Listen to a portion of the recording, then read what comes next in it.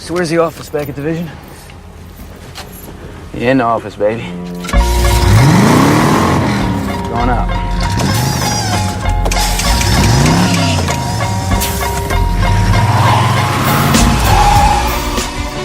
What's up, Buckeye Nation? You're tuned in to the Buckeye Cast. Sets, fires, touchdown, Garrett Wilson. Wow! In the end zone. Oh, what a catch! Jeremy Rucker, give me that! Fields to throw, steps up, delivers deep down the field. He's got a receiver. Olave, touchdown, Buckeyes! Now here's your host, Joe Warwick. The Ohio State Buckeyes.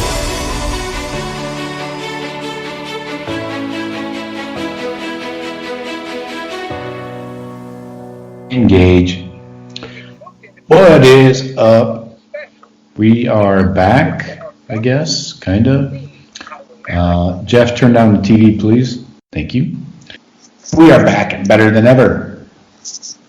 Getting ready for a hopeful game against Sparty this week. We'll see. Don't forget, folks, this is always and only the commercial-free podcast of the Ohio State football. 5-star rating and review. Please hit us up one time. I will read your review on air, and I'll even read your username if you leave us just a 5-star. We'll take it. Follow us on Twitter, Facebook, all the good stuff. And don't forget, we have new hoodies in the supply store. So hit the BuckeyeCast.com. Brand new hoodie designs. Keep you nice and warm through the season. And it's still a couple weeks before you can get those for Christmas. So I got Jeff and Shawn in here as usual. Boys, how you doing? What's up, man? What's going on, brother? Staying warmish. I got the long johns. Yeah, really. Long johns? Long johns. They They still sell those. Yeah. I go to Japan, I buy the stuff Uniqlo. They got the best stuff. They got the best long johns. I buy the Uniqlo's Japanese good. shit. You don't give me the cheap shit. Uniqlo is from Europe. It's from Japan. You sure? Look it up. What'd you call it? What'd you say, Shawn? Uniglow?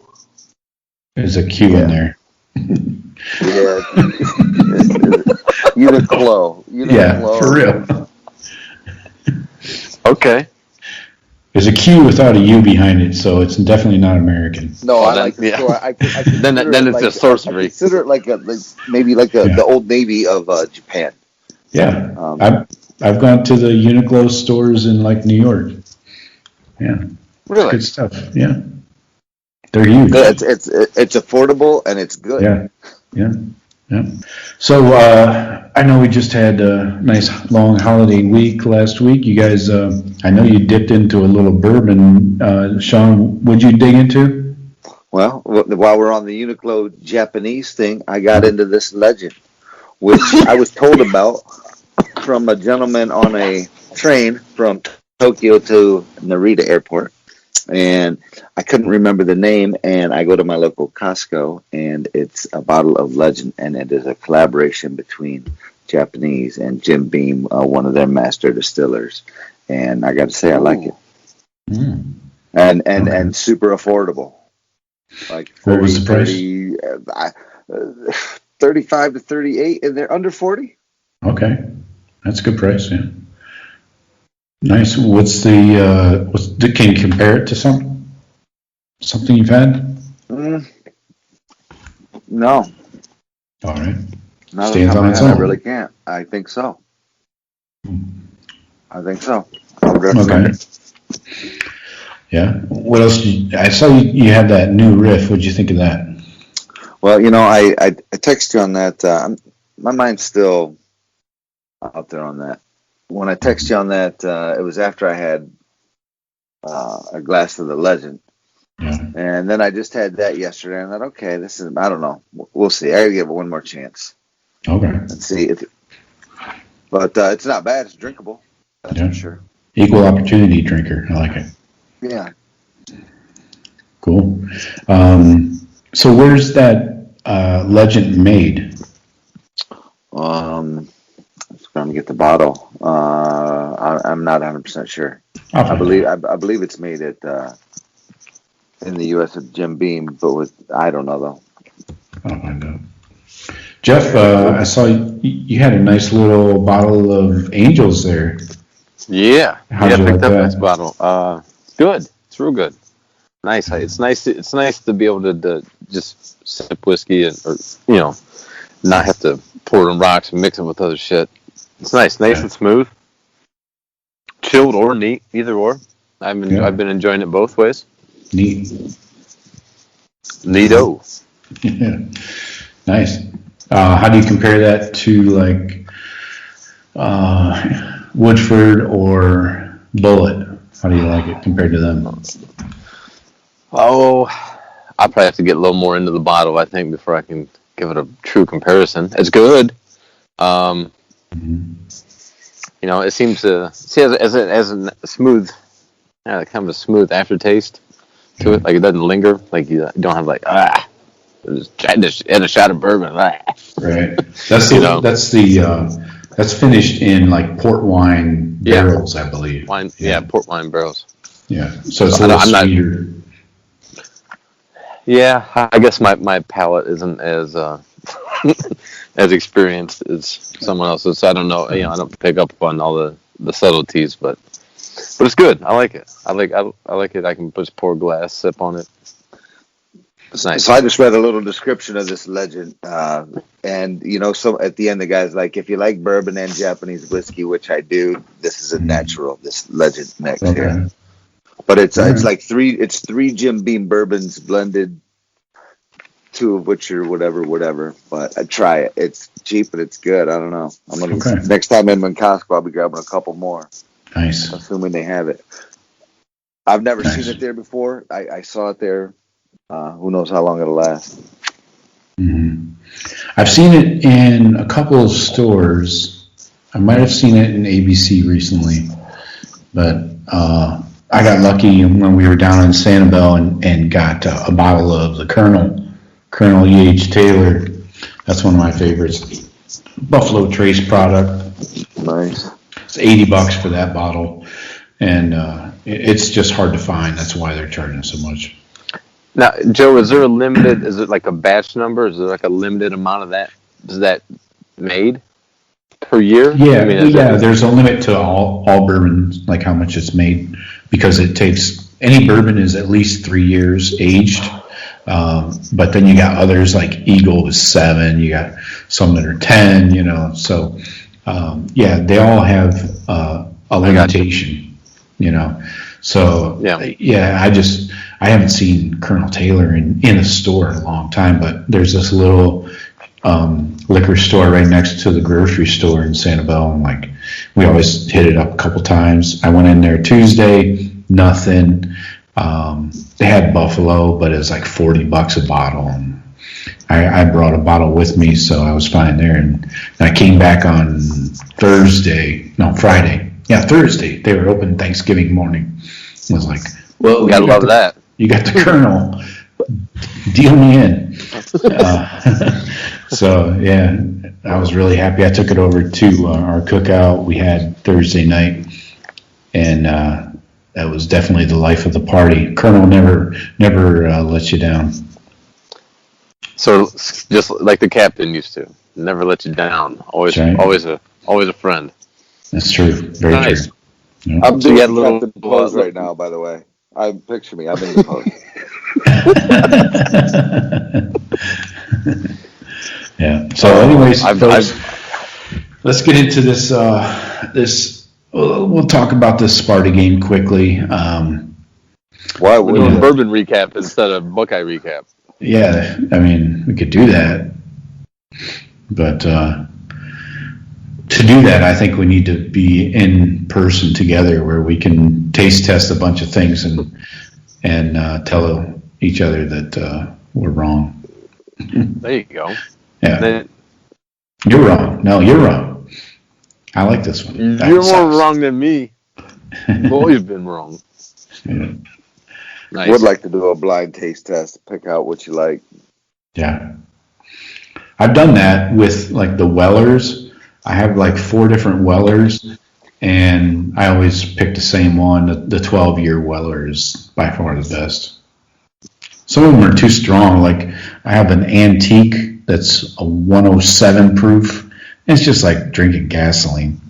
I mean, it tastes okay, but I like the 12-year. It's way smoother. Not as lightable. I don't need something I can light a fire with. I like to drink it. So, yeah, what do you guys think? You want to talk about some coronavirus? How's that sound? Yeah, I'm all tapped out. Can we? Well, that's all we Will we? are talking about, and we're not. The season isn't gonna finish, so there you have it. Heard it here first. About a 10% chance we make it through this season. Okay. So let me lay out the few facts that I have. Sources are saying we have 13 people total that tested positive last week in the Buckeye building. That includes staff, players, everybody. And we know one of them. Yeah, well, obviously one's Coach Day. Coach. He's very, very upfront about it. So, but I between staffers and between that, people are saying that there were a few starters that tested positive. So, what I hate for these guys is I'm sure they did nothing wrong. I think everybody was working their ass off to do the right thing, and you know, this shit's just out of control. It's going to happen, you know, without your control at all, you know. But the worst part is these guys are going to miss the Michigan game if that happens, you know, because if you tested positive and you tested positive on the PCR test, you're out for 21 days. well, and that could now, depending on what day that was, you might be putting Big Ten title game in jeopardy. Definitely, you're out. Yeah, you're out for that too. I mean, if that was last Wednesday, Thursday, you're definitely. Well, that's when they hit the threshold. They might already had 4 or 5 people or something that had it. So who knows? But they didn't hit any Big Ten limits or anything like that. This was a self-imposed shutdown, like we saw. No, America do to us. I thought I read that the guy said it's 7.5% or something like that. No, we hadn't hit the red marker that supposedly is a Big Ten issue. If you hit red and red or something, I don't know. it's the population percentage plus we didn't hit percentage the of marker. We could have gone and played Illinois. Gene Smith said that we could have gone and played them, but the right thing was to not go. And you had to kind of, I mean, we had to kind of see it coming as it kept delaying, you know, the departure. They're saying, hold on. What? Why was it the right thing not to go? If you're not at the threshold, why? Let's not just gloss over that. Why the fuck is it the right thing to not go? I think that he didn't give an answer to that. I think the reason is because they didn't have their arms around it. They didn't know who, because of contact tracing and all that shit, they didn't know how many people could or could not have been in contact with it. They're all getting the fucking I mean, this is all a fucking charade. I mean, come on. They got the protocols in place. They're supposed to know what the fuck to do and wait until last minute and, okay, we don't know what we're going to do, and then we're not. It's bullshit. And then you ask the most basic question, why? And they're not going to answer that. I mean, it's such bullshit. Yeah, I think they were afraid that they were going to get more positives or positive tests over the weekend and into Monday, that they would have been on the Big Ten red list or whatever. I don't know. I don't know. So they think playing football games you get more COVID? Oh no, I think we're that not getting through this season. Then, if we're on the razor like that, and we're calling game. I didn't even know. I didn't follow that, and that we decided. I think you play the games you can, and nothing was guaranteed this season, and it's fucked. And I still blame the Big Ten for painting themselves in the corner. And they created these impossible guidelines for us to have to follow. Yeah, impossible schedule with impossible guidelines. Yeah, and no margin for error. And look at Michigan; they just had to go through the same thing. They're still paused, right? I mean, I'd be surprised if they even play this week. I'll be surprised if Michigan plays again. I'll be surprised if any of us play again. Well, there was news this week of Michigan, or just yesterday. I forget. They had tests that they got some good news, and then about with these they only had one confirmed test where they were suspecting several, and they all came back negative. But then just later today, what was the latest that came out? Was it that they found more positive tests? No, the opposite. Actually, the opposite. Yesterday they allowed. So they were paused Saturday, starting Friday, then Saturday and Sunday. Then they started bringing small groups of guys who were, of course, negative, bringing them in, letting them practice in small groups. Today, they officially unpaused all team activities. Meetings are still happening, through Zoom, but they're officially back to practice. Day is out for the Michigan State game. He has to quarantine for 10 days and then test negative before he can come back. So Larry Johnson is the coach. Because that's the one job in the world that you have to do that for. No other job makes you do that. But if you're going to coach college football team, that's in the Big Ten, that's going to be the rules. How about Saban? I'm surprised Saban, they actually locked him up for a week. I didn't think that was possible. Nobody can hold Nick Saban in chains. Yeah. Nick Saban doesn't get Corona. Corona gets Nick Saban. Yeah, right. But face off Corona. Saban just gave Corona a Saban. So, I mean, if he can get it and twice, which blows my mind. How's that? Well, they confirmed that was a false positive. The first one. Yeah. Oh, okay. That was confirmed. There was this little blip they threw in about a week ago. Or and with all the shit I hear about fake false positive, when you're testing 200 people every day, fucking, I gotta think there's going to be a shit ton of false positives in there. Definitely. Maybe some false positives too. That's why they do the PCR test to confirm. At least the Big Ten, that's what they do. You have to confirm. So that's why we saw Justin Hilliard get screwed. What game was that? It was a few weeks ago. Penn State. Yeah, exactly. So he tested positive with the antigen test. Then his PCR test results didn't get back in time for the game, so he had to sit out, but they came back negative. So it was a false positive there too. So all these players are at the mercy of the testing process, right? I mean, they have no choice. Same as Coach Day. I mean, he said he was feeling a little bit under the weather, but I mean, who knows? That could just be a common cold or something. Well, that's what I think I have. My wife's sister supposedly had corona last week, but supposedly, what? She said she tested positive. I believe, fucking and got a test. I give that a coin's flip chance of being accurate. Yeah. Okay. I think I might get a second opinion. Line up and get your shots, boys. No thanks. Anyway, so I mean, all these tests are so hit and miss with the accuracy. So, hopefully it's just a few starters. Not that we need a full squad to beat Sparty this week, but I like Larry Johnson coming in as the interim head coach. I feel solid about that. Making a little bit of history too. Making the history. Good point. Yeah. Which First black head coach at Ohio State. I noticed a lot of the former players, like around that 2014 to 2016 range.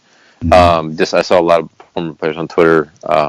Definitely happy to see that. You know, they were black players. They were more happy to see that Ohio State was going to have their first head football coach. It makes me a little bit sad that has to be in the equation at all. I think Larry Johnson, no matter of his colors, earned that fucking spot, and it deserves everybody got. And that he's black don't make a bit of difference. I mean, I guess it does. It proves something, something to be proud of or whatever. But Larry Johnson didn't do it because of no color. Larry Johnson did it because he's a fucking stud. That was the first thing that my wife Rebecca, the first comment she meant when we read the headline. I'm like, oh no shit, just kind of like, oh shit, days out, and he appointed this guy. And my wife's like, why does it have to be a big deal that he's black? Why is that? Well, let's not get into the racial issue. Well, Joe, and Rebecca. I mean, I'm you just can saying. speak I on think behalf of my we're wife. all She wasn't happy saying it that way. Yeah, we're all happy Larry Johnson got it. Of course. Because he deserved it, and that's the story. And he's been the assistant head coach for the last couple of years. That's how they give him raises. Right. And Urban to the head coach. Urban put that title on him. Yeah. But it's cool. I mean, that's cool. I guess I would have said either Larry Johnson or Kevin Wilson. Right. One of the two needed to, just because they were in charge of. I would say Larry Johnson makes more sense because he's not a coordinator. You need to have your offensive and defensive coordinators in place. That's a good point. Not distracted. Yep. Yeah, you can't have your play caller unless be you're just Ryan Day. Well, yes, exactly. Not too many people are as sharp as Ryan Day. I respect Kevin Wilson, but I'm not sure he's got the wherewithal to call plays on offense and then also manage timeouts. All the other horseshit. Oh, of course. You would just have to, if you did go with, say, if you went Kerry Coombs, you would have to everybody have to move as far as the game operation of who's in the booth, who's on the sidelines, who communicates with who, on the headsets, all that stuff would all have to be changed. And then you're dealing with, on a short week, you got half your players missing. You're trying to tell everybody on Zoom meetings, hey, you need to go to this, do this for this guy. You're right. It's better to just have Larry Johnson step in. He's more than prepared. He's been in big games. He actually should have gotten a head coaching job years and decades ago, but never did. Even back when he was at Penn State, I know he's interviewed for him. Really, I guess I had gotten more of the feeling like he was really comfortable and really enjoyed what he was doing and wasn't looking to make moves. I think he found his niche, and I think he goes down in history as one of the best D-line coaches in college football history. I mean, is it arguable? Who's a better D-line coach than Larry Johnson? I don't know too many. I don't know too many D-line coaches. He was a legend when he came from Penn State to Ohio State. Yes, that was huge. And he's got Bosa's and Chase Young's in there now. Yeah. I mean, and several pros, but three top of the draft. Potential Hall of Fame. Several. He's got dozens of pros. Yeah. Think about all them tackles and ends he's got in the league. The Hubbards and the Draymond. I mean, and he coached everybody at Penn State, like Courtney Brown, who didn't turn out to be a good pro, but he was a number one pick by the Browns. They've had great D linemen and linebackers, rush ends and stuff forever. Tamba Ali. The fucking beast. What was his kid's name, the running back? Who's? Larry? Yeah. Yeah. He was a bad man for a few years. Yeah, he was. So very happy for LJ, Coach J, as the players call him, beloved throughout the years and with all of his former players. So This game is in East Lansing, noon on ABC. We got Mel Tucker coming in at 2-3. He's got his Sparty Warriors here, taking down a couple of former big dogs in the Big Ten with Michigan and Northwestern last week. Wow, those are a couple big dubs. I'm not sure how he's getting his team up for that, but then he'll lose games to like freaking Rutgers and Iowa. Like get smashed by Iowa, 49-7. I wouldn't be surprised if we're playing Iowa in the Big Ten title game. Let's not jump ahead. We'll get to the playoffs and the title game stuff. I'm saying in a fantasy world, if we all play our games. Fantasy world does not include Corona, so that's a different world altogether. But I don't understand how Sparty gets up for Michigan and Northwestern, but Iowa, Indiana, Rutgers, no, we're going to lay down. It's good to see him. It's good to see him get that rivalry win though against Harbaugh. I mean, that's the biggest kick in the nuts right there. Is Sparty getting them this year. That is, and Sparty. No one's given us more problems through the years than Sparty since Meyer got here. Sparty beat two of our best teams when we should have went to the playoffs. Mm-hmm. So they have some unknown ability. I think it's when you look at there's like 20-something kids on their team from Ohio that there's that extra fire in the belly playing Ohio State or something. I don't know, but they bring it. I'm sure they're going to bring it. Mel Tucker, to me, is far exceeding expectations. Or either that or Harbaugh is also whatever his expectations. I mean, but Mel came in with there's not much there really. And no, this is a terrible team. I thought they'd lose them all. I thought Rutgers was their only chance, and when they lost that, I'm like, you're going to lose every game. Right, and that made sense week one. It really did, but we also saw Michigan beat Minnesota. We thought that was a big deal. Well, you knew Sparty wasn't going to have 7 turnovers every week. Yeah. You know, if you can get that down to 3 or 4. Maybe you stay in a game. Yeah. So, the Sparty offense is coming in here with scoring 18 points per game. That's robust. And putting up 233 yards through the air per game. 230, huh? Yeah. Well, I would expect them to inflate that number this week. Yeah, they're licking their chops. Very possible. We have Rocky Lombardi, and you got usual suspects in the backfield. You got Connor Hayward. Rocky Lombardi's been running the ball a lot more, though. I did not expect that. He had like 65 yards rushing last week. Well, he isn't going to want to do much of that this week. No, I think he'll be relatively contained, and he likes to throw that deep ball. So he may have some success. Perfect, because our guys love to give it up. Yeah, we like to. Yeah, Jalen Naylor, I hardly know her, still around. He's good for 100 and a TD every game. This Jaden Reed, don't know much about him. I think he's a sophomore. But sounds like Hayward in the running back slot, Naylor, and those guys seem to be the go-tos. They don't really have a tight end they're going to, apparently, which is...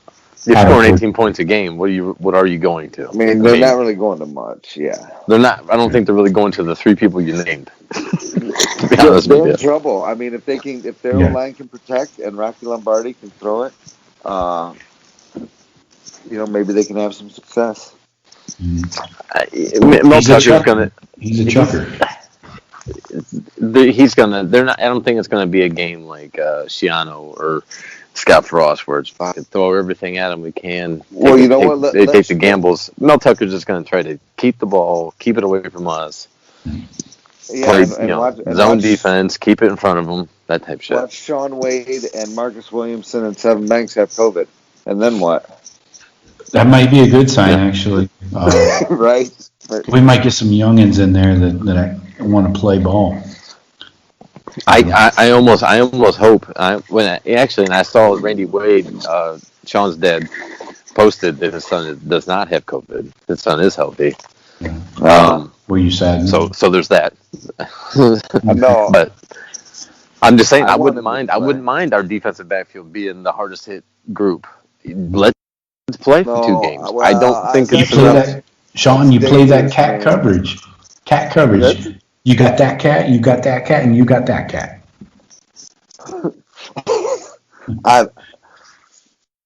Yeah. I don't. We got the athletes to do it. Exactly. I guess if that's what you're doing. But that's the only way. You can't. I don't think these guys. They'll get all tied up on crossing routes and this and that. Well, of course they're already doing that. They were doing that last time. So Everybody's kind of gotten into that offense of the pick routes and shit. It is egregious. I'm watching It games is. now, and it's just. Egregious.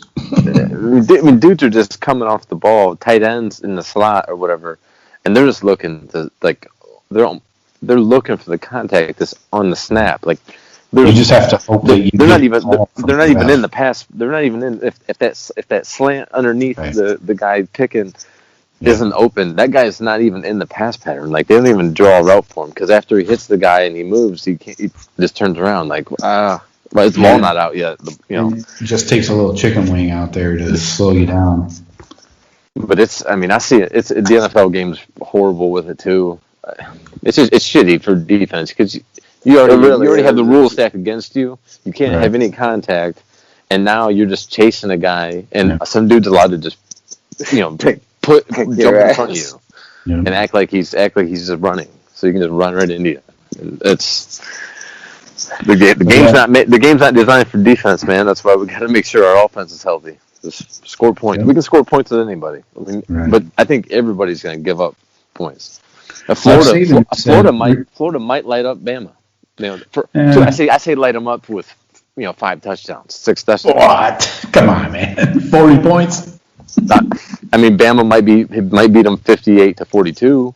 yeah. But I'm just saying, everybody can score. Everybody can score. Yeah.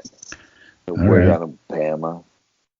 So the defense for Sparty, this is the other side of the coin. They're giving up 31 points per game. So almost doubling up the offense. That's a big problem. We know minus 13. Ugh.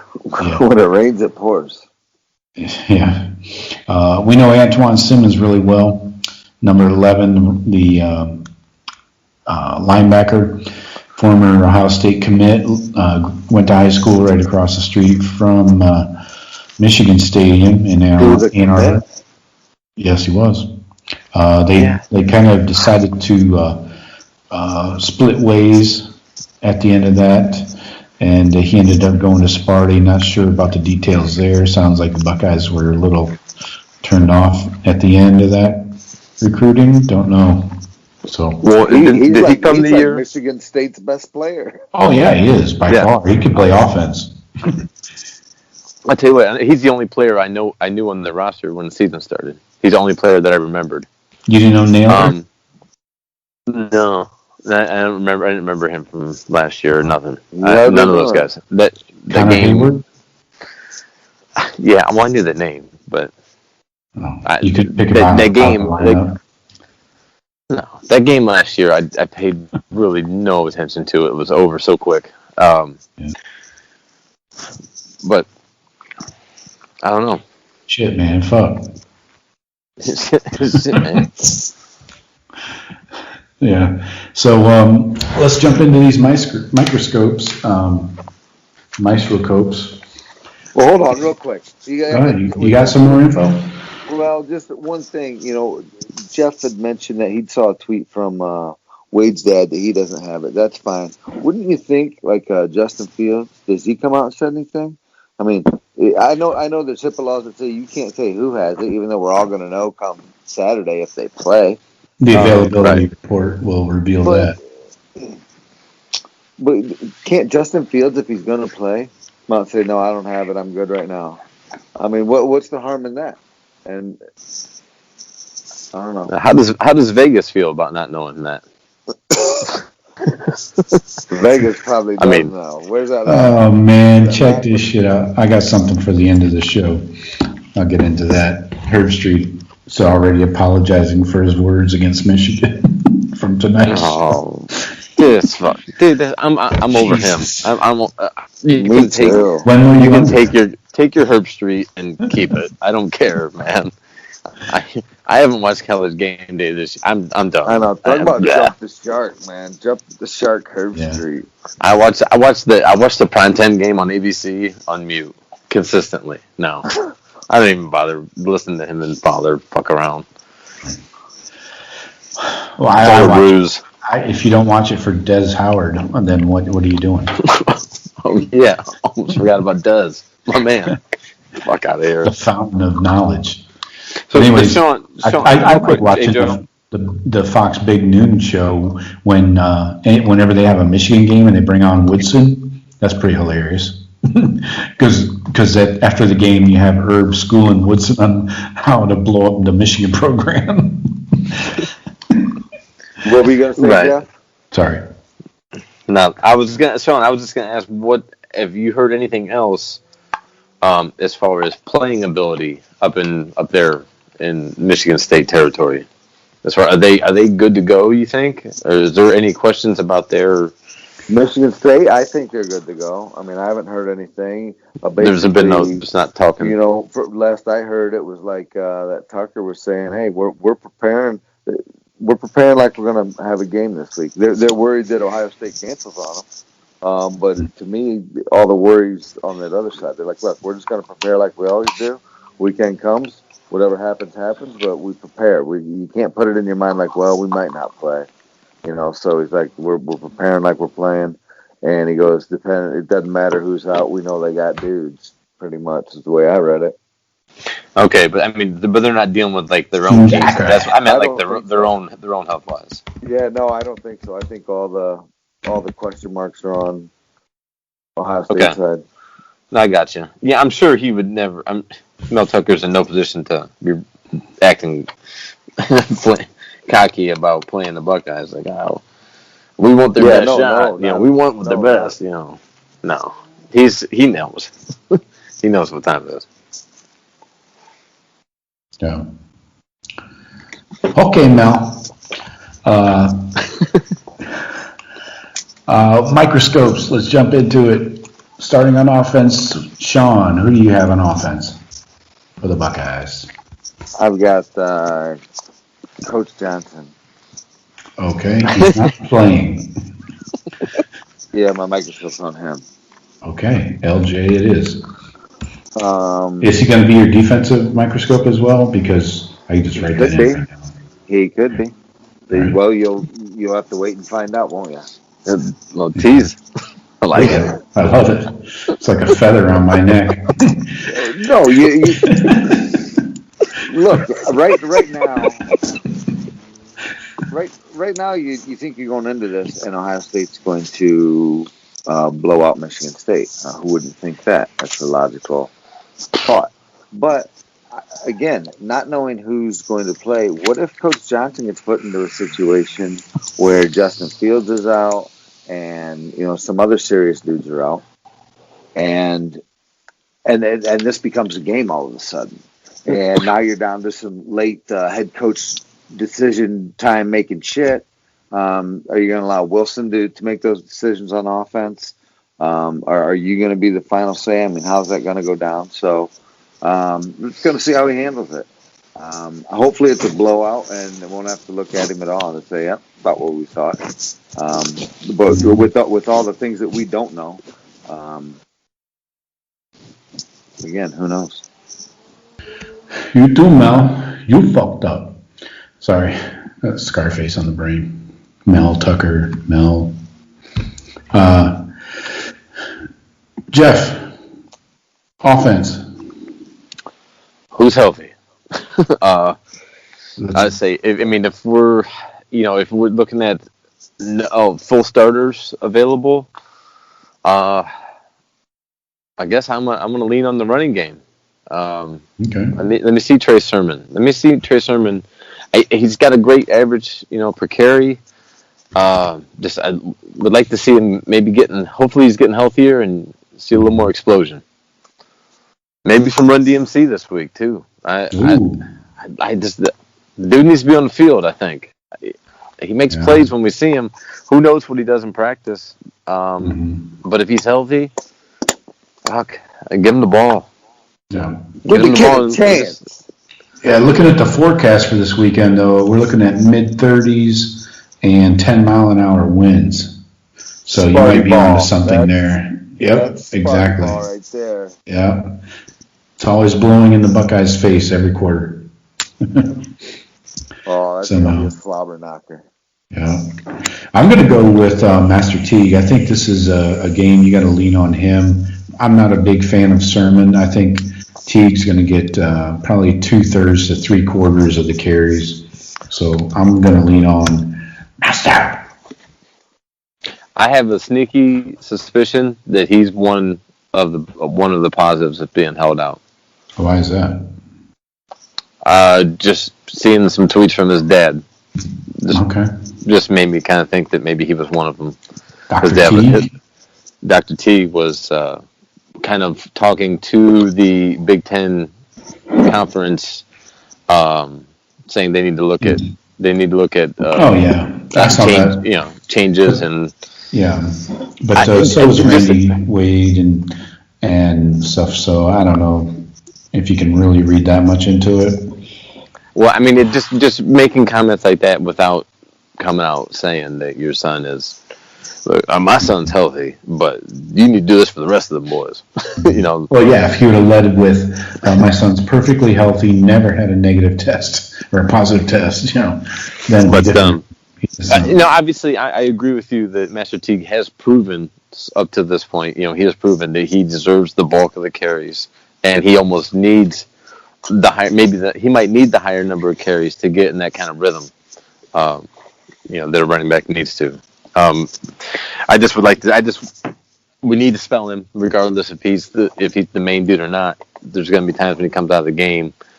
I just want to see, some more when he comes out, maybe a little more of a contrast, more of a bigger explosion type running back to really offset what he's, his power game. That's what I'm kind of hoping to see. Sermon exert himself a little more with a little more power, a little more explosiveness, not power.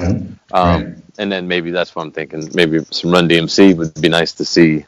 Finally, they struggle when they're back there, and I guess that might be when the line breaks down. But when they're shuffling, either one of them, Teague or Sermon, side to side at all, it never goes well. It seems, they run well downhill. Yeah, exactly. Shawn, who do you have on defense? On defense, I think we're got to have Cooper step up this game. Ooh, I like that. Got to keep Rocky in his shoes, huh? We do. I think we got to knock. I think if you get in Pretty Boy's head, then he starts throwing picks and just throwing them all over the place. So the problem is if you don't, the dude does got a cannon for an arm, and I'm a little bit suspect on our secondary. So I think it's going to be on the D-line to really play out their minds. Cooper leading that group, but really all of them to negate the deficiency that we're having in the secondary. And obviously it goes without saying on who's sick, who's not. Maybe it's 3-4 assistants and a couple walk-ons and whatever. But instead of who knows? Yeah. Jeff, what do you think on defense? Well, I kind of wanted to piggyback on what Shawn was saying, because when you talk about if you want a microscope, a defensive lineman, you almost have to do a position group, because I'm kind of seeing. I was leaning more towards the D tackles as far as let's see some penetration up front, dominate, stop the run, force this dude to make some mistakes in the air. Sounds like it's probably gonna be pretty shitty to try to throw the ball in constantly, but really plug the lines. So like Shawn said, our D line does need to make an impact. Maybe take the load off of our DBs. Well, A little bit as far as it's all connected. If we get a better pass rush and get more time, more hands in quarterback's face, he's not going to be able to sit and wait for that. Kicker on that, the openings. The extra kicker on that is Coach Johnson's going to be the head coach. He's got other duties this game, and so these guys are going to have to step up and do some of it themselves and really step up and get it done. Yeah. And they can elevate. Now, if I understand this correctly, if a coach is out for, I think, any reason, especially like a health reason, like Coach Dave will be out, they're allowed to elevate another person to that staff, like for the game. Yeah. So to have like another coach, so you can add another guy in there. Yeah. So I mean, they'll have somebody else to kind of do like grad assistant. What he. Yeah, right. This says he might have his right hand guy watching something and watching some specific thing in the game, and now that guy's doing his duties, and now he can bring in another guy to watch that. So yeah, because Johnson's got a dude, right? I mean, he's got to have. I think every one of these coaches has like their own like personal assistant. I'm not in the sense of being a personal assistant, but. A guy that'll be a coach someday. Right. A GA. It's a GA or maybe a low paid, entry level intern. Right. That's what I'm getting at. But so I think they're allowed to elevate a person to the staff for the day. Definitely, yeah. They're not going to be shorthanded or. He'll be the interim line coach.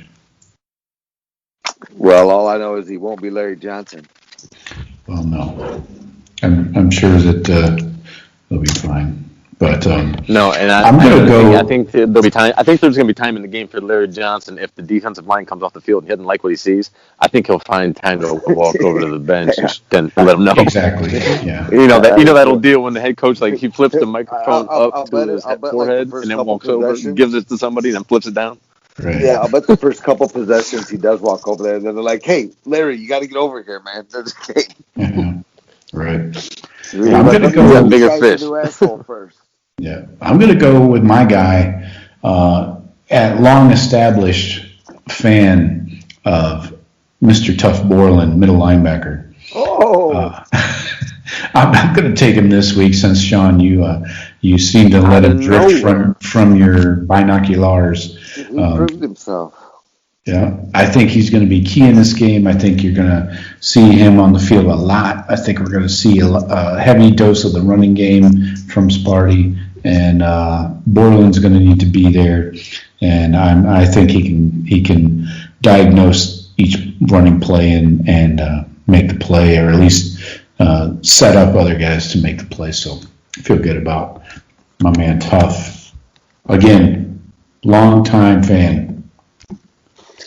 I like that. I like that pick a lot, Joe. I would look for the prop tackles, solo tackles, 7 plus 7.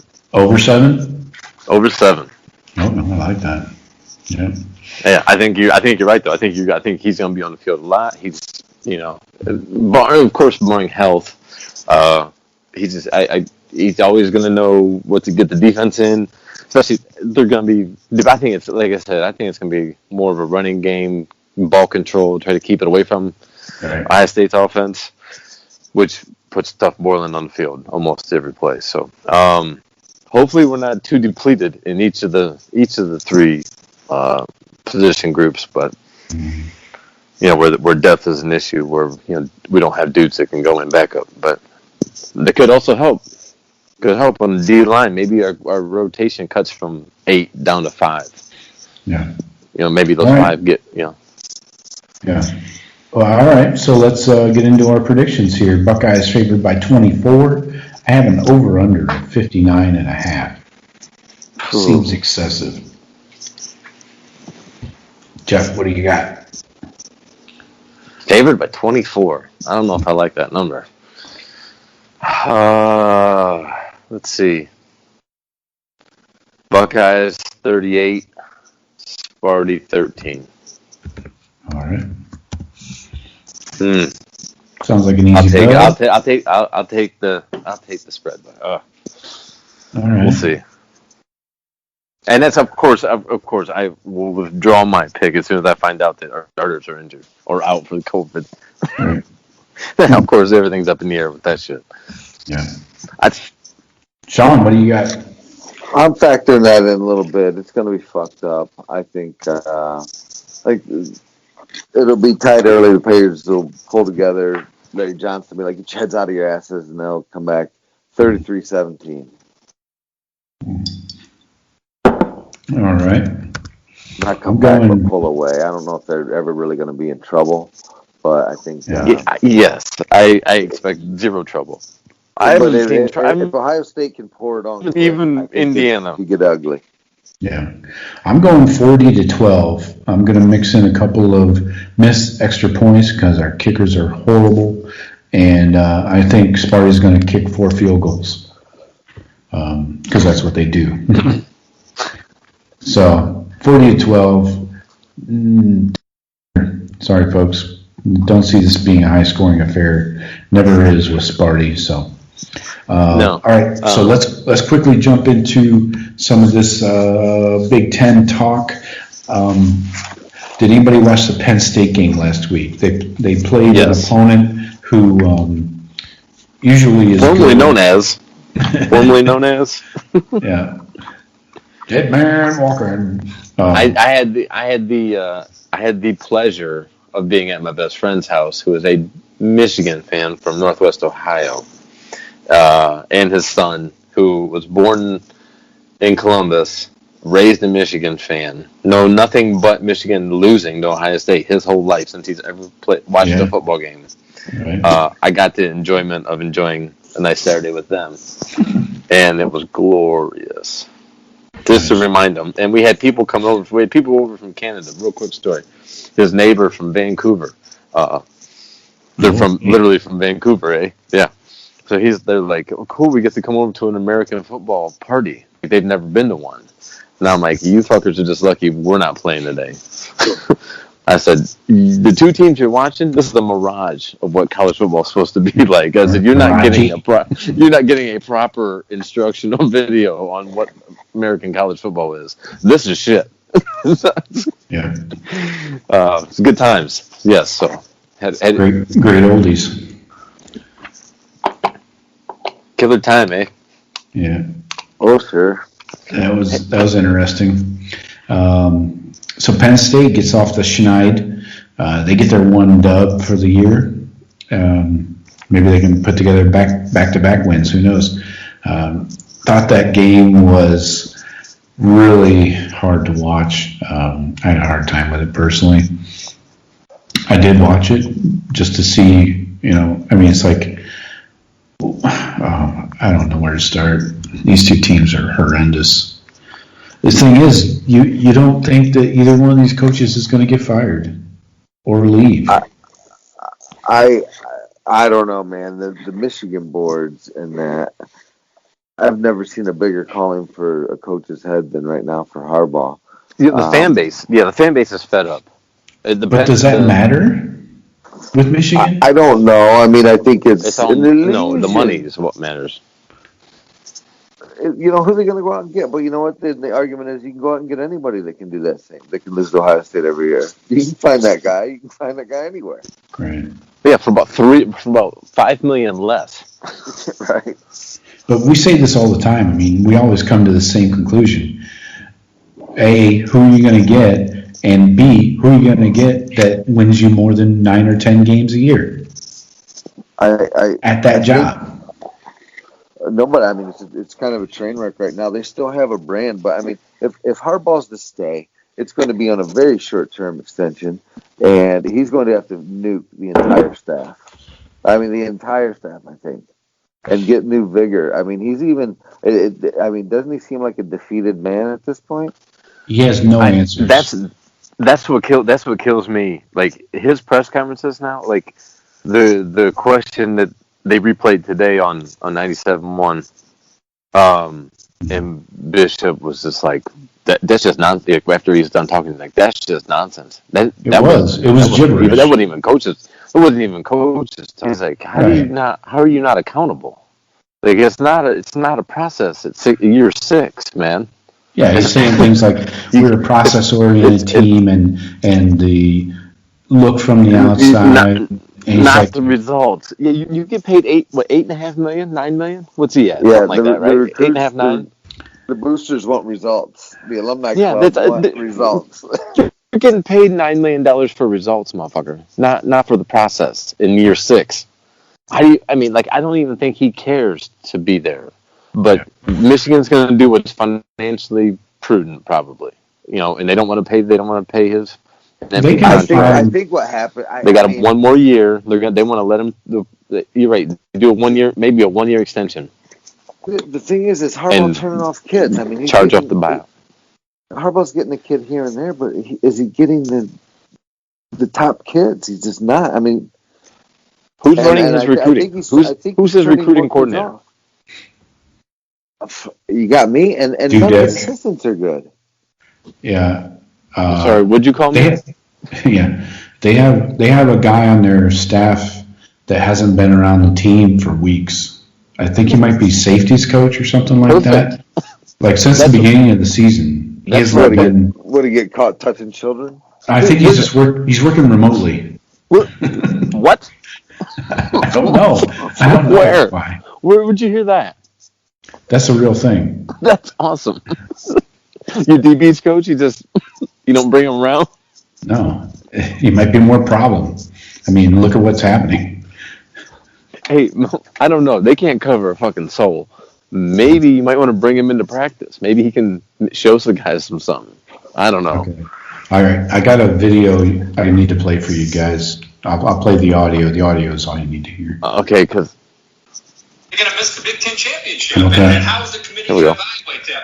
The fact that they've played 4 games and they're still sitting there in the top 4, now it comes down to they're going to play Michigan State Saturday. I still think Michigan waves the white flag and potentially avoids playing Ohio State next week, and then potentially get a game on the 19th. They could be sitting there with 6 games. And Michigan, is that fair, David? Michigan could opt out basically of that game and keep Ohio State out of 6 games to qualify for the Big Ten championship. That doesn't make sense to me, but I think a lot of people want to see where Ohio State would be. The concern on Friday and Saturday was Ohio State. Are they going to have to shut down their operation? Are they going to potentially... So, how about that, Herbie? Fucking Herbie.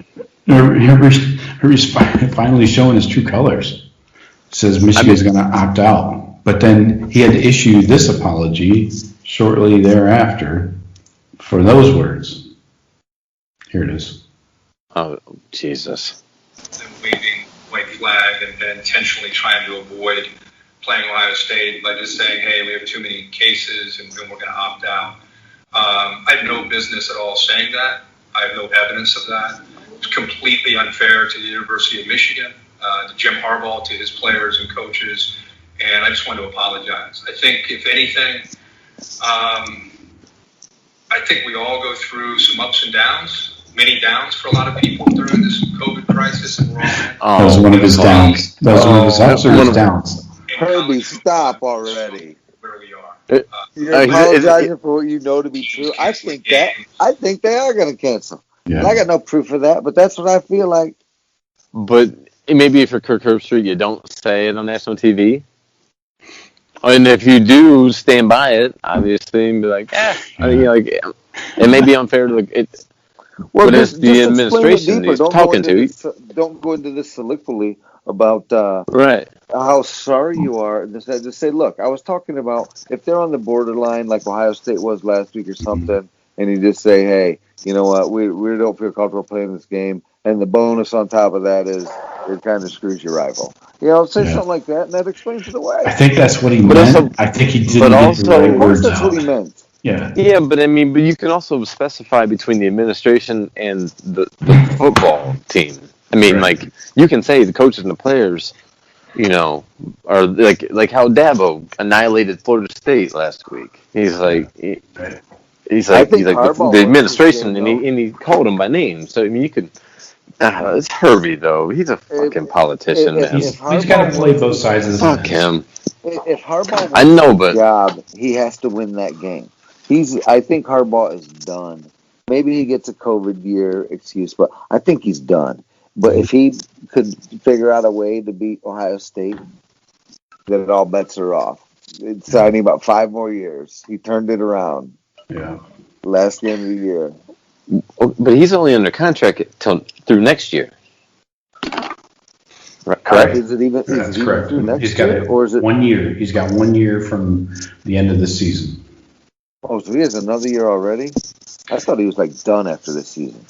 No, he might as well be. I mean, no coach. I mean, has is less than a he year gonna? contract. A lot of people are saying because he is a Michigan legend, right? Michigan man, that you don't want to fire him. That they'd love to see him walk away and get an NFL or something like that job. But I mean, who wants Jim Harbaugh? They just coast through next year, and then he just kind of they just both kind of part ways. It's all just they just kind of float through the year, and then he just fades away out of Ann Arbor. He retires for 3 years and then goes and coaches, South Carolina. There you go. That's a good choice. Oh, put Harbaugh in the SEC. Put Harbaugh in the SEC. There you go. Perfect. Put him down south with them fucking. Yeah. No, I'm not even gonna downgrade. I can't even come up with a comment. It's not gonna annihilate a whole group of people. Maybe get that Rutgers job after Shiano polishes up that program. Oh, yeah, and then Shawn moves on to take the Michigan job. and then Harbaugh destroys Rutgers. They go back. Right. Run him into the ground. He goes back and then he just goes back and starts coaching high school. It's embarrassing. It's like I feel like their whole program is like it is going to DEFCON 3, man, whatever that is. But sounds bad. All right, so Joe, you saw on Twitter today that Yoder guy, James Yoder. Yeah. What was he saying about their health wise? Because we need to keep an eye on them now for next week. He just said that they have 3 confirmed cases. I don't know how accurate he is, though. He's not even in Detroit or Ann Arbor or in Michigan, so I don't know what his sources are. So who knows? And it was, just saying 3 doesn't really mean much because you can still play. You can field a team with just 3, quarantine players. So we'll see. And honestly, you have the contact tracing that adds a whole nother element, to it. So if 75% of the players were in contact with somebody that was positive, then you got to hold them out and test them and all that. So it opens a whole can of worms. Again, I am not going to put a lot of stock in whoever his sources are. If they don't get back to practice, probably by end of day tomorrow, I doubt they play this week. But you have to assume that they'll be back for the Ohio State game. That's my assumption right now. Well, I guess the good sign would be if they get back to practice sometime this week, whether they play this game Saturday or not. Right. If they get back to practice Friday and they already say we're not playing Saturday, take it. But how is that not a forfeit though? Right? But still, you like Ohio State. Is the same thing. Then we would have forfeited too. That's what. Yeah, we accused Maryland of that shit the week prior. I'm still on the side of that's the wrong move. You play the games that are in front of you, and it. Unless you think you might have a breakout on your team, I can understand that if they were really worried about we honestly. But how do they not know from the testing? Aren't they testing Saturday morning? Game day? They are testing game day, correct? But the PCR test is the most accurate, and the phrase they keep using is the abundance of caution. We hear that way too often now, and I think that's where these ADs and presidents and Everybody, they're leaning in that direction every It's time. vague words that you don't have to back up with anything. No, there's no numbers associated with that. Yeah, but what that does is it's litigation. That's what they're all thinking. That's why litigation is motivating all of it. You're right. Yes. You're right. Yeah, it's lawyer talk bullshit. Lawyers are telling them, look, you cannot take a chance. Testing is it's unstable right now. We had it, the classic number is we had a number greater than 0 positive. Right.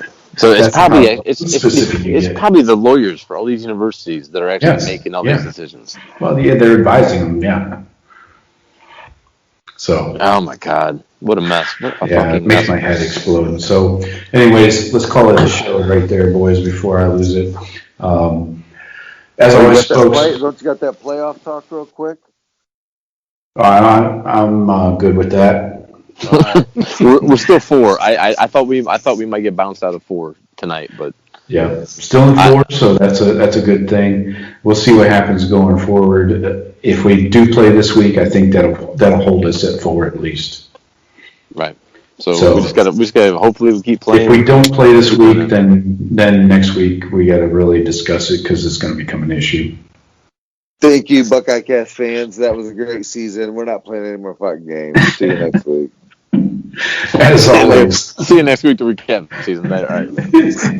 we'll recap the game we didn't play. Again. All right, Again. Thank you for listening. As always, hit the BuckeyeCast.com to get us, get at us, get our stuff, get all of Buy us. the gear. Buy some gear. There you go. All right, boys. Have a good one. Go Later. Bucks. Later. Later.